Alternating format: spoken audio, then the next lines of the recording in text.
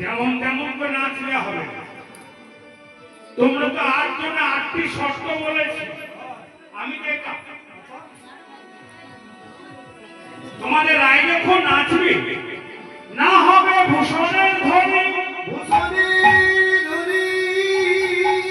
না নড়িবে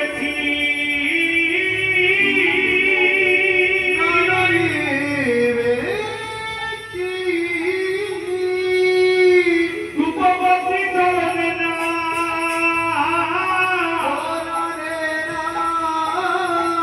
বাজিবে বন্দী